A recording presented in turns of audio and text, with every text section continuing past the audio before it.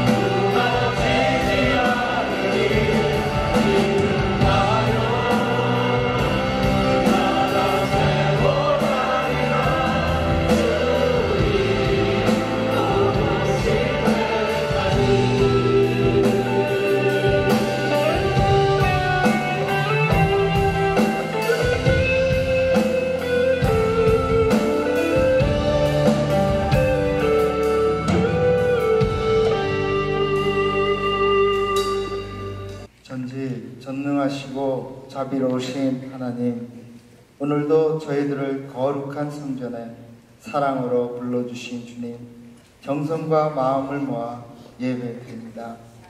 이곳에 모인 성도님들 심령 위에 은혜의 담비를 넘치도록 내려주시옵소서.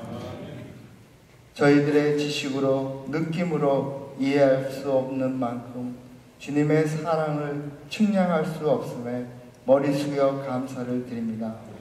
우리는 느끼고 보는 세계 속에서만 사랑할 수 있으나 주님은 영원한 은총으로 우리를 사랑하여 주셔서 그 은혜의 사랑을 우리는 갚을 길이 없음을 고백합니다. 오직 순종하며 우리들의 지난 날이 허물과 오늘의 나약함을 회개하고 소망 되신 주님과 동행하게 하옵소서. 늘 사랑으로 함께하여 주시는 능력의 주님, 우리들은 늘 부족하고 나약하지만 우리들을 주님의 제자로 삼아주시기를 바라고 원합니다. 주님의 말씀을 다 이해할 수 있도록 저희 한 분 한 분에게 성령 충만하게 하여 주시고 계시로 깨우치고 주님의 지상 명령에 순종하고 따르게 하옵소서. 우리의 삶이 성결하며 청결하며 온유한 마음으로 살아갈 수 있게 붙잡아 주시고 늘 주님의 그림자가 되게 하여 주시옵소서. 주님이 함께 하시는 교회, 동양선교교회가 성도님들과 한 마음 한 뜻으로 선교하며 복음을 전하고 주님의 은혜로 늘 긍정적이며 기뻐하며 승리하시는 교우 한 분 한 분 되기를 바라고 원합니다. 지금 마나우스 이연학 선교사님 선교지에 동양선교교회 단기선교팀이 선교하며 봉사하고 있습니다. 주님, 선교구 일행들의 건강을 지켜주시고 그들을 통하여서는 오직 주님의 통로로만 사용되어 이연학 선교사님이 심어놓은 씨앗들에게 복음의 걸음을 주고 축복된 삶을 허락해 주시옵소서. 우리들의 삶의 모든 순간들을 세상 사람들이 지켜보고 있습니다. 주님, 우리들의 삶이 믿음의 모범을 보이며 살게 하옵소서. 빛의 자녀들답게 살게 하여 주시옵소서. 사랑과 은혜가 충만하신 주님, 오늘 이 현대 사회야말로 주님의 복음이 더욱더 간절하며 필요합니다. 주님의 사랑의 손길이 다가갈 수 있도록 우리들에게 말씀의 능력을 주시고 서로가 위로하고 감싸주고 사랑할 용기를 허락하셔서 성도들의 참된 삶을 살게 하옵소서. 오늘 말씀을 전하실 배다일 목사님께 말씀의 권세를 허락하시고 성령님의 인도하심으로 선포되는 말씀 한마디 한마디가 갈급한 성도님들께 승리의 메시지가 되게 하시고 위로가 되게 하시고 감사가 터져나오는 영광의 자리가 되게 하여 주시옵소서. 은혜와 사랑으로 함께하여 주시옵소서. 우리를 사랑하시고 인도하여 주시는 하나님께 모든 영광을 찬양을 올려드립니다. 우리 주 예수 그리스도의 이름으로 감사 기도드립니다. 아멘. 좋은 아침입니다. 예, 오늘 방문하신 분이 계십니다. 사실 방문자는 아니시고 장기간 방문하실 분인데요. 어학연수차 오신 분이십니다. 1년 동안 브라질에서 공부하시고 1년 동안 우리 교회 다니기로 하셨습니다. 이종호 씨 형제님 그 자리에서 잠깐 일어나셨습니다. 예, 환영하는 환영합니다.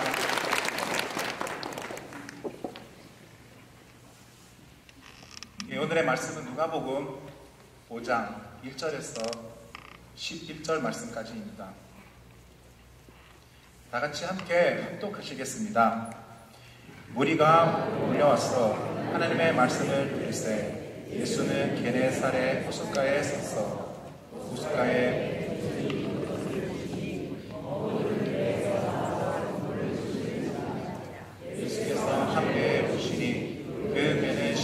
아니라 육지에서 조금 우리를 하시고 역사 배에서 우리를 가르치시더니 말씀을 마치시고 시몬에게 이르시되 깊은 데로 가서 그물을 내려 고기를 잡으라.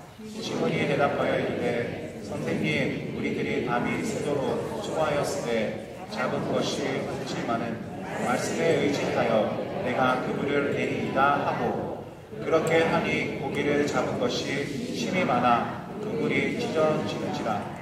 이에 다른 배에 있는 소집하여 와서 또한 하니 그들이 와서 두 배의 체험에 잠기게 되었더라. 시몬 베드로가 이를 보고 예수의 무릎 아래 엎드려 이르되 주여, 나를 떠나소서, 나는 죄인이로소이다 하니, 이는 자기 및 자기와 함께 있는 모든 사람이 고기에 잡힌 것으로 말미암아 토하고, 세베대의 아들로서 시몬의 동업자인 야고보와 요한도 놀라였습니다. 예수께서 시몬에게 이르시되 무서워하지 말라. 이제 후로는 네가 사람을 취하리라 하시니, 그들이 배를 대고 모든 것을 버려두고 예수를 따르니라. 아멘. 예, 우리의 성경에 보시면요, 신구약을 이렇게 한 맥을 이렇게 우리가 생각을 한다면 그 주제 중에 하나님 나라 주제가 중요하다는 것을 우리가 볼 수 있습니다.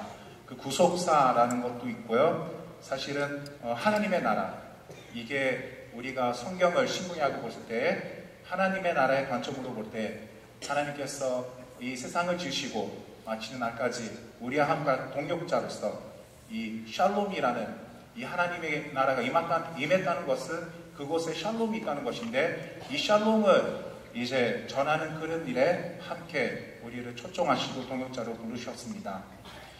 이 하나님 나라가 무엇이길래 모든 인생이 가장 중요하게 이것을 추구하고 함께 하여야 것일까요? 하나님 나라, 바로 이 천국은 죽은 후에 가는 곳만 아닙니다. 지금 너에게 가까이 와 있다고 말씀을 하셨습니다. 다시 말하면 이스라엘 백성을 직접 통치하시고 운행하시고 적에서부터 구해주시고, 그리고 하나님의 평강이 있게 하시면서 이스라엘 백성을 이끌어 주셨습니다. 그런데 그 하나님이 우리에게도 은혜 주시고 운행해 주시고 함께 하시고 주관하시고 연약한 자를 세워주시고, 안 된다는 것을 예수님의 십자가의 피로 보혈로 다 이뤘다는 것을 이루게 하시고, 우리 안에 바로 그 천국의 삶이 지금 가까이 왔다는 것입니다.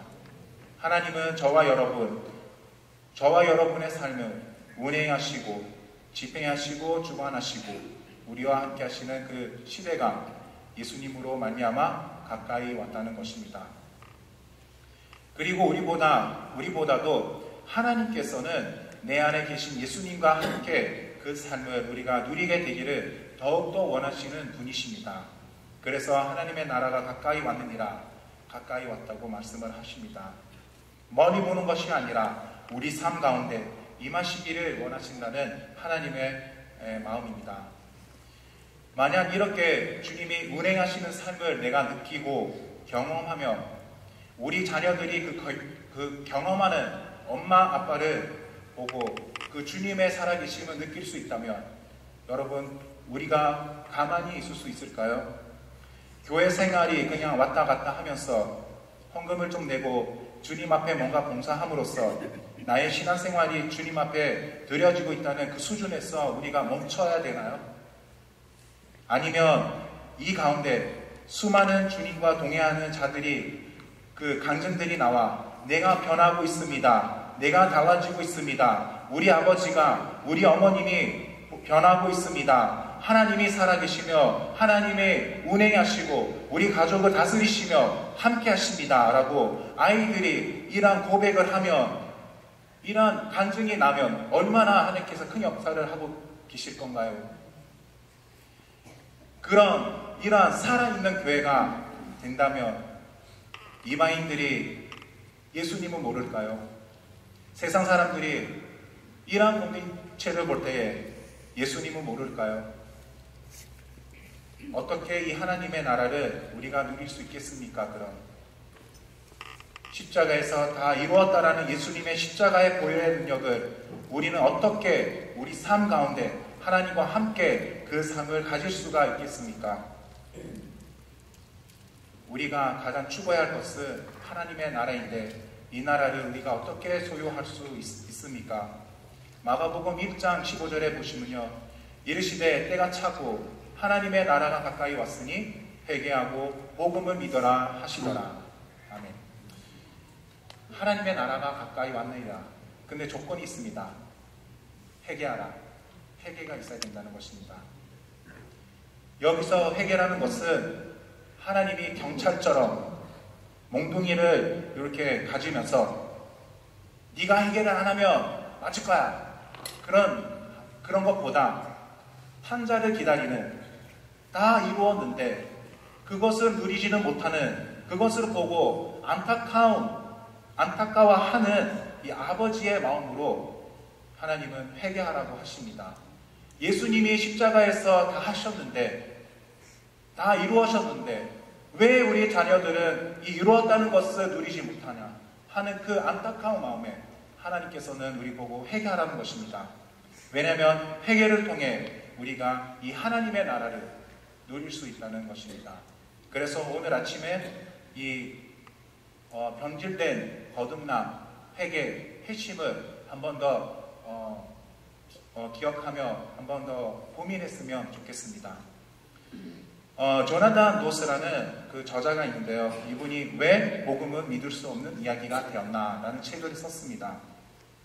이 조나단 노스는 복음이 영향력을 잃어버린 것은 우리가 네 가지의 태도를 잃어버리기 때문이라고 합니다. 복음 자체가 능력이 없다는 것이 아니라 복음에 대한 우리의 태도, 그 복음에 대한 우리의 삶의 방식들이 복음의 영향력을 잃어버리게 한다는 것입니다. 첫 번째는 복음을 전해야 할 사람들을 교체화시켜서 일종의 그 프로젝트 대상으로 삼는 경향이 있기 때문에 복음이 영향력이 없다고 합니다. 둘째는 우리 안에 있는 자기 의로움 때문에 그렇다고 합니다. 너희들은 다 죄인이고 우리들은 의인들이다. 아니면 너희들은 다 소망 없는 사람들이고 우리는 소망이 있는 사람들이다. 이런 자기 의로움에 사로잡힌 태도 때문에 이 복음이 영향력을 잃어버렸다고 합니다. 셋째로는 타 종교와 우리에게 이질감을 주는 그런 공동체, 그런 집단을 향한 우리의 불관용 태도이라고 합니다. 이 불관용적 태도가 복음의 영향력을 잃어버리게 한다는 것입니다. 그리고 넷째로는 우리 자신이 복음에 대한 그러니까 이해가 부족해서 그렇다고 합니다. 다시 말씀드리자면 열심히 복음을 전하고 있고 같은데 사실 많은 그리스도인들이 복음이 뭔지 모른다는 것입니다. 그래서 복음은 영향력을 잃어버리고 있다고 이 조나단 노스는 이 네 가지의 태도, 잘못된 태도 때문에 복음은 우리에게 있어서 믿을 수 없는 이야기로 세상 사람들에게 전달되고 있다고 이야기하고 있습니다. 그래서 이 네 가지 잘못된 태도에 의해서 우리가 복음을 더 열심히 전하려고 노력할수록 사람들은 자신들이 개체화되어진 프로젝트 대상이라는 것을 느낄 때에 사람들은 복음에 대해서 관심을 끕니다. 그 복음을 전하는 우리들의 안에 자기 의의가 강력하게 보이기 시작할 때 복음은 듣고 싶은 이야기가 되지 않습니다. 복음을 전하는 우리 안에 끊임없는 불관용, 이 태도, 이것은 진리에 대한 배타성을 이야기하는 것이 아닙니다. 여기서 우리가 불관용적 태도라는 것은 삶의 태도에서 불관용적 태도를 말하는 것입니다. 그리고 우리 자신이 복음에 대해서 모면서 뭔가 전하려고 하고 교회로 가자고 하고 했을 때 그때 복음은 믿을 수 없는 이야기로 이 세상에게 더 강력하게 된다는 것입니다. 이 네 가지의 태도를 가진 상태에서 열심히 하면 열심히 할수록 더 크게 나빠진다고 말하고 있습니다. 이것은 우리에게 근본적으로 그런 어떤 도전을 주고 있습니까? 우리가 회심의 가치를 잃어버렸다는 것입니다. 우리가 회개, 즉 거듭남을 잃어버렸다는 것입니다. 정말 나에게 있어서 이 회심에 따라 정말 내가 거듭났다라고 할 수 있는 이 개념이 약화되어 있다는 것입니다. 초대교회가 추구한 회개는 자신의 인생을 희생하는 결단을 밟는 회심이었습니다. 지금의 회심은 자신의 인생을 복되게 하는 선택으로서 우리들에게 다가오고 있다는 것을 볼 수 있습니다. 무슨 말일까요? 초대교회에 내가 회심을 한다는 것은 내가 지금까지 이 세상에서 누리고 있는 모든 것들을 포기해야 한다는 결단을 하는 것이었습니다. 사실은 주님이라는 단어도 사실은 그때 대제에 의해서 쓰는 그 말이었습니다. 주님은 그때는 대제, 임페라도밖에 없었는데 갑자기 기독교가 와서 다른 주님이 있다고 하는데 이 주님이 우리 그리스도라면 이거는 목이 자르는 일입니다. 그러니까 그때 그리스도인들은 자기의 자기의 모든 것들을 어떤 때 자기의 비다까지도 포기해야 한다는 그런 결단을 하면서 그렇게 예수님을 회심을 하였습니다. 지금 우리 시대의 회심은 내가 이 세상에서 더 많은 것을 복받기 위해 선택하는 요소로 자리 잡고 있습니다. 초대교회 때는 제국의 백성으로 살아가는 사람들이 하나님 나라의 백성으로 살아가기 위해 하늘 가치를 바라보기 위해 실전적인 회개를 통해서 삶의 방식을 완전히 바꾸는 회심을 추구했다면 콘스탄틴 제제가 기독교를 국교로 선언한 다음에는 오히려 제국의 백성으로 살아가기 위해서 종교로 바꾸어야 하는 것이 회심이 되고 말았다는 것입니다. 그래서 지금 우리에게 있어서 회심이 일어나는 것이 아니라 사실은 개종이 일어나고 있습니다. 사실은 종교가 바뀌고 있습니다. 그래서 이것이 바로 우리 시대의 가장 영적인 우리의 많은 영적인 출발점이 잘못되었다는 것이 바로 이 번질된 거듭남에서 생긴다는 것입니다. 복음을 처음 가르칠 때 복음은 우리에게 어떤 회개를 구했을까요? 내가 이 세상에 누릴 수 있는 것들을 포기하는 결단을 요구하였다면 오늘은 어떻습니까? 오늘 우리 시대에 전해지고 있는 복음은 네가 이 세상에서 잘 되고 내가 이 세상에 부자 되고 성공하고 네가 이 세상에서 병 안 걸리고 잘 되는 일을 꿈꾼다면 강력한 기독교 하나님을 믿어라. 그러면 네가 잘 될 것이다. 라는 것이 우리 시대의 회심의 이유가 되고 있습니다. 그것은 회심이 아니라 개종입니다. 오늘 우리 한국교회 부패하게 된 출발점이 있습니다. 한국교회 모든 교회가 아닙니다. 우리 교회 빼고요. 근데 우리 한국교회 한 부분이 부패된 것이 우리 교수들을 들을 때 세례라고 합니다. 세례가 약화되었기 때문이라고 합니다. 세례를 받는 과정에 회심에 대한 그 깊은 고민을 제대로 우리가 고민하지 않고 받아들이고 있기 때문입니다. 그래서 이 회개와 거듭남의 진정성을 다시 한번 고백하고 하나님의 백성으로 살아가는 과정과 공동체의 일원이 되겠다고 하는 이 과정을 깊이 요구하는 이 세례의 문답 과정과 그리고 이 사람이 세례를 받고자 하는 그 갈망 속에서 하나님 앞에 자신의 삶의 정말 전환점이라는 것을 강력하게 요구하는 시간이 너무 짧아졌다는 것입니다. 그게 한국교회가 신앙생활의 첫 단추가 잘못 끼어지는 바로 시작점이라고 합니다. 그래서 초대교회가 세례를 많이 주는 것보다는 회심을 빨리 주는 것보다는 회심의 진전성을 바라보고 기다리는 시간이 더 많았다는 것을 우리는 심각하게 생각할 필요가 있다는 것입니다. 우리 시대의 복음은 사실은 내가 예수를 믿음으로 많은 것을 내려놓을 수 있다는 회심이 아닙니다. 우리는 예수님을 믿으면 남은 것을 얻을 수 있다는 것으로 거듭남은 변질되었습니다. 예수 믿으면 뭐 된다, 뭐 낫는다, 뭐 잘 된다, 행복하게 산다, 무병장수한다. 그것은 회심이 아니라 복받는 길입니다.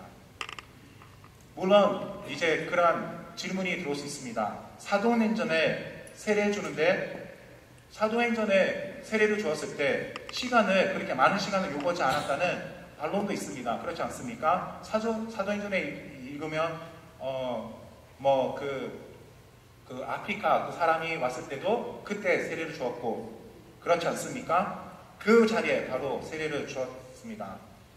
오랫동안 시간이 걸리지 않았습니다. 빨리빨리 이렇게 주는 세례, 사도행전적 세례를 사도행전에 나오니까 사도행전적 세례를 그렇게 핵심을 따지고 그렇게 세례를 준다면 그게 맞는 방법이 아닐까라는 질문이 나올 수 있습니다. 그런데 다시 한번 우리가 생각해 봐야 한다는 것입니다. 지금 우리가 세례를 쉽고 빨리 받을 수 있게 하는 것은 정말 사도행전적 관점에서 하고 있을까요?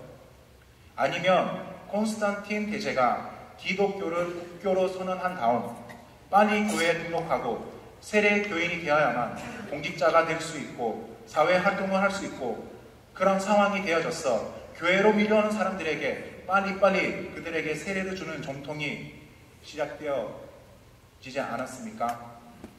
그럼 지금 우리가 세례를 빨리 주고 있다는 이유는 정말 사도행전적일까요? 아니면 콘스탄틴 제제를 기독교를 국교로 선언한 다음 빨리 사회 활동을 하기 위해서 일어난 일일까요?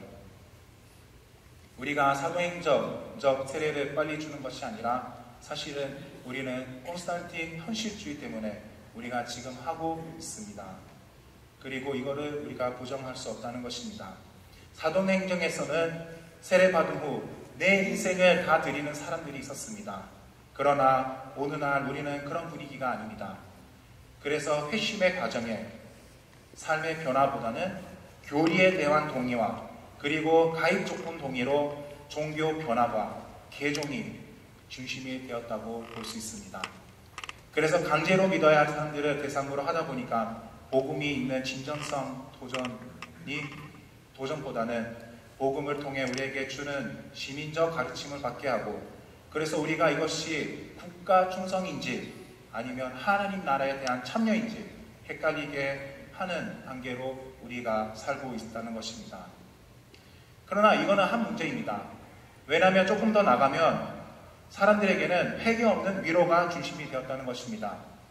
사람들은 상처 있기 때문에 죄를 짓습니다. 오케이? 그러나 죄 지으면서도 상처받기도 합니다. 이게 사람입니다. 자녀들을 보십시오. 죄 짓고 자기가 상처를 받았다고 합니다. 나가서 사고로 자기가 쳐놓고 엄마 아빠가 힘들어하면 오히려 자기가 힘들어한답니다. 배우자가 나가서 사고 쳐보면 상처가 그 배우자가 받았다고 합니다. 사람은 죄 짓고 다음에 상처를 받습니다. 항상 그렇습니다.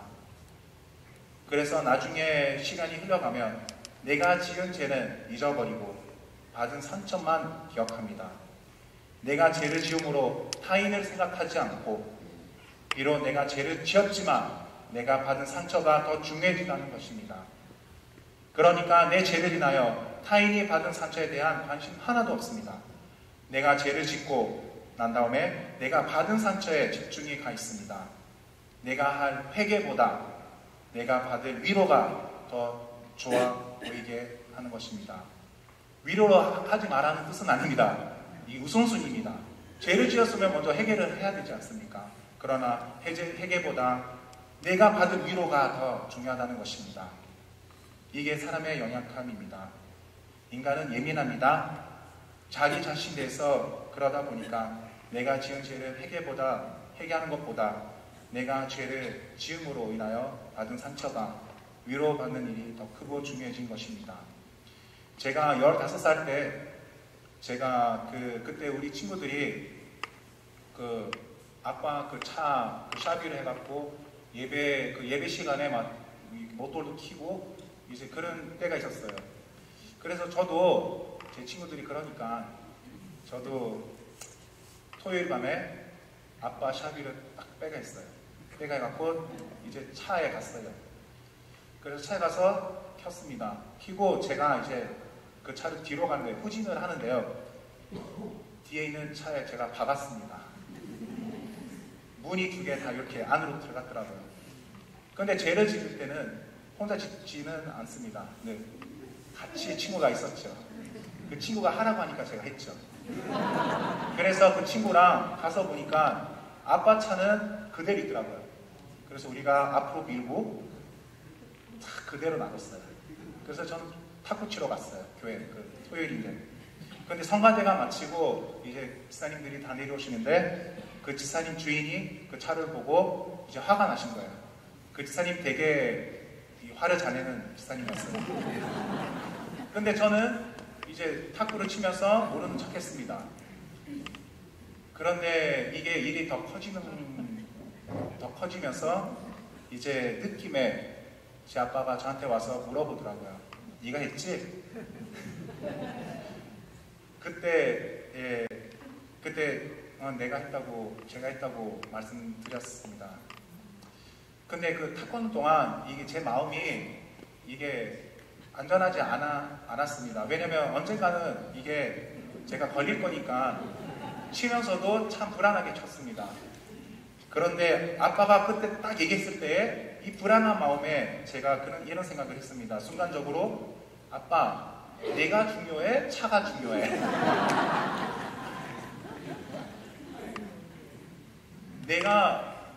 이게 사람이라는 것입니다. 내가 한 짓은 중요하지 않다는 것입니다. 오히려 자식이 중요하냐? 아니면 차가 중요하냐? 이게 제 머릿속에 다 들어오는 거예요. 제가 죄를 지었는데 산처는 우리 아빠도 그때 이제 돈을 줘야 되잖아요. 그러면서 다 해야 되는데 근데 제가 아주 중요하다는 것입니다. 내가 받은 상처, 내가 죄를 지었는데. 그래서 사람은 내가 지은 죄보다 그로 인해서 내가 당한 상처가 조금 더 있으면 그게 더 커집니다.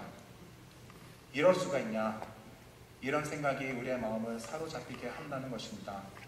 그래서 우리는 죄를 회개하는 것보다 심지어 죄를 지어놓고도 그 죄로 인하여 위로받기를 원하는 것이 우리의 모습입니다. 그래서 우리에게는 회심이 어렵다는 것입니다. 이렇게 우리가 죄를 지어도 자기 죄를 하나님께 가져가지도 않은데 어떻게 우리가 회심을 한다고 우리가 얘기할 수 있겠습니까? 그리고 회심을 한다고 해도 십자가에 향한 그런 게 아니라 무엇을 얻으려고 회심을 하기 때문에 우리에겐 회심이 어렵다는 것입니다. 우리 삶 속에 끊임없이 그런 마음을 가지고 있는 연약함을 아는 우리는 회개하라 메시지 던지는 것보다는 끊임없이 위로해주고자 하는 포커스를 맞추고 성도들은 끊임없이 정말 내가 상처받았어? 상처인지 아니면 내가 지은 죄로 인하여 생긴 상처 때문에 그 상처가 더 크게 느껴지는 건지 정확하게 보지 못한 채 위로만 하며 다 될 것이라고 착각 속에 산다는 것입니다. 그러므로 우리 안에 이 바른 회심이 일어나야 할 일이 더 중요하다는 것입니다. 하나님 나라 회개를 얘기했을 때 이 회개는 한 번에 끝나는 것이 아닙니다. 예수님을 영접하는 그 회개로 시작해서 성화 과정에서는 우리는 늘 회개를 합니다. 그래서 이 회심을 우리가 한번 이 아침에 다시 한번 생각하려고 합니다. 그래서 이 맥락 가운데서 오늘의 말씀이 들어갑니다. 그래서 아까도 읽었지만 오늘 우리가 읽은 이 본문은 베드로가 처음으로 회심하는 이야기. 베드로가 예수님을 처음 만났어. 예수님 앞에 그냥 내가 죄인으로서이다. 나를 떠나섰어. 지금 베드로가 회심하는 본문으로 여겨집니다. 그런데 사실은 이것은 베드로가 처음 만나서 회심했던 본문이 아닙니다. 잘 생각하면 그럴 수 있는 이유가 되게 많습니다.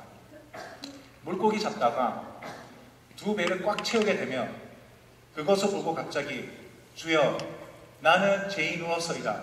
나를 떠나소서 라고 물고기를 이렇게 하면 이게 말이 된다고 생각합니까? 제가 좀 현실적으로 말씀드릴게요. 지금 어디에다가 투자하고 싶은데 주님께서 오른쪽으로 투자해라 말씀을 하셨습니다. 그래가지고 이게 대박이 났어요.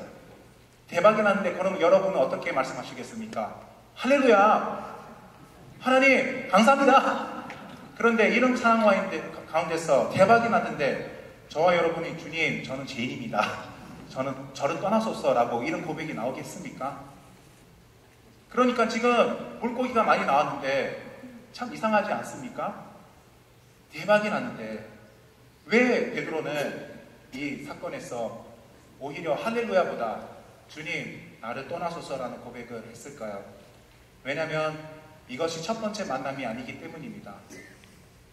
우리는 갈릴리 호숫가에 처음으로 그물을 찢어져도록 물고기를 잡았던 베드로가 예수님을 처음 만나는 사건으로 보지만 그렇게 거기에서 첫 번째 이 사건이 일어난 게 아니라 예전에 베드로가 예수님을 만난 적이 있습니다. 요한복음 1장 32절에서 42절까지 우리 함께 읽겠습니다. 요한이 또 증언하여 이르되 내가 봄에 성령이 비둘기같이 하늘로부터 내려왔어 그에 의해 머물렀다가 나도 그를 알지 못하였으나 나를 보내어 물로 세례를 베푸라 하신 그이가 나에게 말씀하시되 성령이 내려서 누구 위에든지 머무는 것을 보거든 그가 곧 성령으로 세례를 베푸는 이인 줄 알라 하셨기에 내가 보고 그가 또 이튿날 요한이 자기 제자 중 두 사람과 함께 섰다가 예수께서 건의심을 보고 말하되 보라 하나님의 어린 양이로다. 두 제자가 그의 말을 듣고 예수를 따르거늘 예수께서 돌이켜 그 따르는 것을 보시고 물어 이르시되 무엇을 구하느냐 이르되 랍비여 누구시오나이까. 랍비는 번역하면 선생이라. 예수께서 이르시되 와서 보라. 그러므로 그들이 가서 계신 데를 보고 그날 함께 거하니 때가 10시쯤 되었더라. 요한의 말을 듣고 예수를 따르는 두 사람 중에 하나는 시몬 베드로의 형제 안드레라. 그게 먼저 자기의 형제 시몬을 찾아 말하되 우리가 메시아를 만났다 하고 메시아는 번역하면 그리스도라. 데리고 예수로 오니 예수께서 보시고 이르시되 내가 요한의 아들 시몬이니 잔자 게바라 하리라 하시니 게바를 번역하면 베드로라. 무슨 말일까요? 예수님이 세례를 받으시고 난 다음에 세례 요한과 같이 했던 두 제자들이 있었습니다. 그 제자들 중에 한 명은 안드레였습니다. 그래서 세례 요한이 저 사람이 그 하나님의 어린 양이다 하는 말을 듣고 안드레는 빨리 집으로 가서 형님 시몬을 데리고 와서 예수님을 찾아가서 제자로 받아 주옵소서 했더니 예수님이 그래 안드레야 그리고 시몬아 내가 너희 두 형제를 내 제자를 받으리라 라고 하였습니다. 그리고 시몬에게 네 이름은 이제 게발이라 하리니 베드로라. 이름도 벌써 베드로라는 이름을 지은 게 이 오늘 본문 사건 전이었습니다. 세례 요한이 죽기 전 예수님께서 세례를 받고 난 다음 벌써 제자가 되겠다고 안드레와 베드로는 서약을 했습니다. 그러면 오늘 이 갈릴리 바닷가에서 마치 예수님이 옆에 와 계신데도 모르고 했을까요? 아닙니다. 어떤 일이 났습니까? 세례 요한은요 헤롯 왕에게 잡혀가서 죽습니다. 그리고 그 사이에 예수님은 광야로 나가셔갖고 연락두절이 되었습니다. 제자가 되겠다는 안드레와 시몬은 어떻게 할지 몰랐을 거예요. 세례 요한 선생님은 죽으시고 제가 이 선생님은 이제 섬기겠다는 이 예수님을 따라가려고 하는데 이 예수님은 연락두절이 되고 그런 상태에 있던 안드레와 베드로는 다시 갈릴리 호수로 갑니다. 베드로는 그저 나는 시몬이 뿐이다 하고 그는 집으로 가버린 것입니다. 다 잊고 살려고 한 것입니다. 베드로는 처음부터 단 한 번의 회심으로 그의 인생이 멋지게 바뀐 것 아닙니다. 그의 첫 번째는 예수님의 제자가 되겠다고 분위기가 좋을 때는 잘 따라가다가 세례 요한이 잡혀갔어 목이 잘리고 그리고 자기가 스승으로 섬기겠다는 예수님이 어서지면서 이것 따라가봐야 소용이 없겠고 있구나 라는 생각에 그들은 다 내려놓고 그냥 돌아가 버린 것입니다. 순종이니 그런 거 다 필요 없고 그냥 내 삶으로 돌아가야 되겠다라는 베드로의 태도입니다. 이제 오늘 스토리하고 연결해 보십시다. 예수님이 갈릴리에서 왔어 병을 고치고 심지어 우리 그 베드로의 장모님도 고치시고 이제 설교하고 계시는데 베드로와 안드레는 무엇을 하고 있습니까? 그물을 닦고 있습니다. 그들은 예수님을 아는 사이예요. 그런데 예수님이 옆에서 설교하고 있는데도 가서 듣지 않습니다. 예수님에게 관심을 두지 않습니다. 그런데 예수님이 찾아오시고 베드로야 배를 좀 띄어라. 사람들이 너무 많구나. 그리고 나서 베드로에게 보여준 것입니다. 그물 던지자 배 두 대가 이 물고기가 가득 채웠습니다. 그걸 보고 베드로가 고백한 게 할렐루야 아닙니다. 그걸 보고 베드로는 주님 저를 떠나소서 나는 죄인으로소이다. 무슨 뜻일까요? 주님 미안합니다. 죄송합니다. 베드로는 자기가 예수님을 버리고 도망간 것 그것이 비록 회개가 시작되었다는 것입니다. 예수님이 부활하신 후 베드로를 어디에 만나기로 했습니까? 갈릴리 호수. 그러나 이때 우리가 생각했을 때 우리가 첫사랑의 회복으로 봅니다. 그러나 이것도 그렇지 않습니다. 왜냐하면 거기는 처음 만날 장소가 아니기 때문입니다. 내가 처음 주님을 만났을 때가 아니라 예수님을 버리고 다시 만날 때입니다. 이것이 세 번째 만남. 그래서 요한복음 21장에 나오는 그 부활하신 후 다음에는 세 번째 이 회복의 만남이라고 우리가 볼 수 있습니다. 베드로 삶에 다시 참된 회개가 일어나고 있다는 것입니다. 베드로는 한 번 예수님을 떠났던 사람이 아닙니다. 갈릴리에서 벌써 예수님을 처음 만났던 그 날이 벌써 주님을 떠난 자로 두 번째 만남이었습니다. 그리고 다시 부활하신 다음에 예수님을 또 부인하고 속이고 세 번째가 그리고 두 번째 용서의 기회를 얻었던 것입니다. 그럼 오늘 우리가 이것을 바라보면서 우리가 정말 어떤 회개와 회심 속에 살고 있을까요?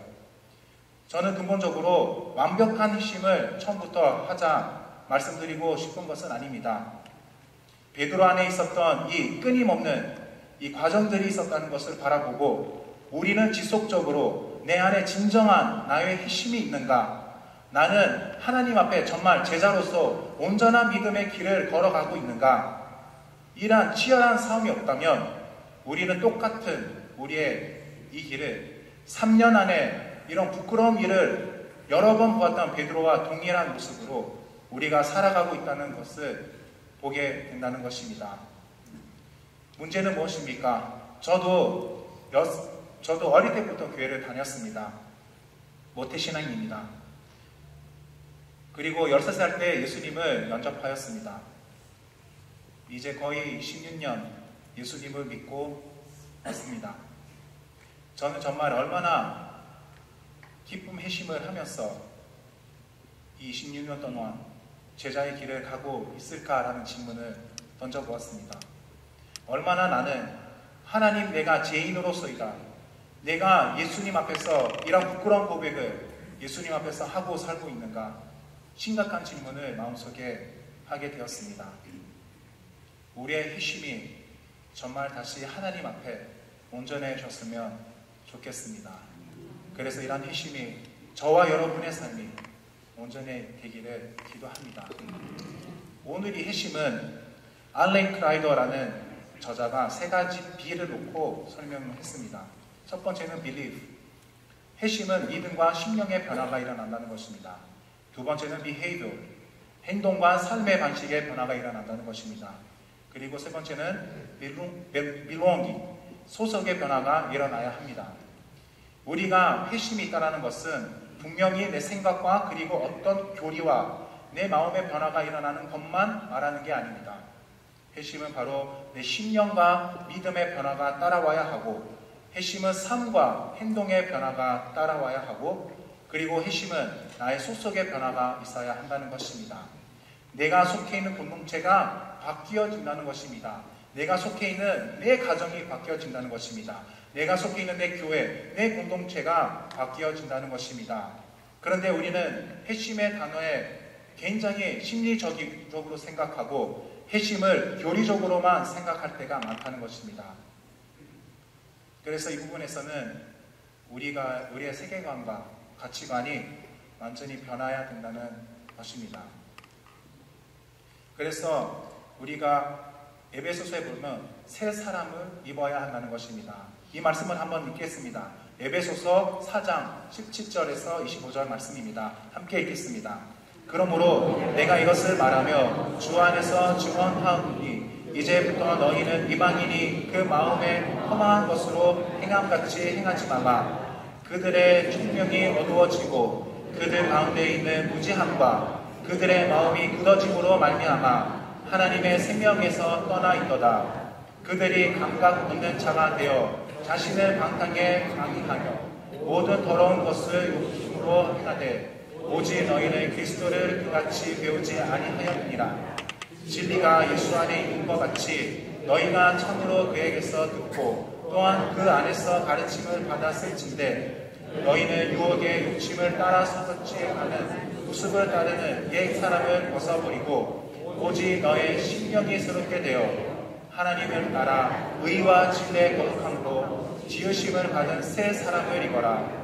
그런즉 거짓을 버리고 각각 그 이웃과 더불어 참된 것을 말하는 이는 우리가 서로 지체가 됩니다. 헬라인이나 유대인이나 헬라파나 무헬라파나 그 자유인이나 종이나 다 그리스도 안에서 한 형제 한 자매가 될 수 있는 것은 무엇 때문입니까? 우리의 심령이 새롭게 되었기 때문에 그게 가능하다는 것입니다. 우리의 핵심이 우리의 심령을 새롭게 하지 않는다면 이러한 변화가 없어집니다. 그래서 행동의 변화가 일어나야 하고 신념 자체가 바꿔야 한다는 것이 그래야 된다는 것입니다. 그래서 우리가 사는 속해 있는 공동체가 바뀌고 그렇다는 것입니다. 교부들이 이런 얘기를 했습니다. 교회 교부들이 이제 사도들 다음에 교회 교부들이 있습니다. 교부들이 이 세상에는 교리적인 이단들이 있고, 그렇죠? 세상에 교리적으로 이단들이 있습니다. 그러나 교회 안에는 삶의 이단들이 우리 안에 있다는 것입니다. 교리는 너무 잘하는데 삶에 이게 안 된다는 것입니다. 삶의 이단이 너무 많다는 것입니다. 아까도 제가 말씀하신 것처럼 하나님 나라, 이 하나님 나라를 우리가 맛보고 나타내려면 정말 이 핵심, 이 회개가 일어나야 하는데 정말 우리가 매일 삶에 시간마다 그 수없는 결단들 앞에서 정말 그 하는 모든 결단이 정말 예수님 앞에서 합당한지 우리가 그런 고민을 하면서 예수님과 함께 다니고 있습니까? 언젠간 여러분이 먼저 그 다음 제가 주님을 만날 때가 오지 않겠습니까? 아니, 모르죠. 그건 하나님의 그건 하나님의 손에 있지만 그때 제 자녀들이, 제 두 딸이 아빠를 보면서, 죽은 아빠를 보면서 이 아빠가 어떤 아빠로 남기고 싶습니까? 너무 일을 잘한 아빠, 너무 종교적인, 너무 그런 아빠로 남겠습니까? 아니면 우리 아빠는 정말 예수님을 사랑하는 아빠였다. 우리 할머니는 정말 예수님을 사랑하는 할머니였다. 좋은 아빠, 좋은 엄마 필요 없습니다. 좋은 거는 되게 모릅니다. 뭐가 좋은지. 우리는 좋은 사람이 되라고 그리스도인이 된 것이 아닙니다. 우리는 예수님을 사랑하는 사람으로 부르셨기 때문에 예수님은 하나님은 우리를 부르셨습니다. 그래서 그날 다른 사람들이 우리를 평가했을 때 정말 저와 여러분에게는 우리 아빠, 우리 엄마, 우리 할머니, 할아버지, 우리 장로님, 우리 권사님 정말 예수님을 사랑하는 사람이었다. 정말 예수님을 위해서는 모든 것을 내어놓고 자기 인생까지 내어놓으면서 예수님을 사랑하며 살아간 우리 엄마, 아빠, 우리 부모입니다. 라는 이 축복의 은혜가 저와 여러분에게 있기를 기도합니다. 그래서 오늘 안에 있는 이 끊임없는 가짜 회심이 내 마음속에 존재하고 있지 않을까요? 그래서 우리는 기도해야 한다는 겁니다.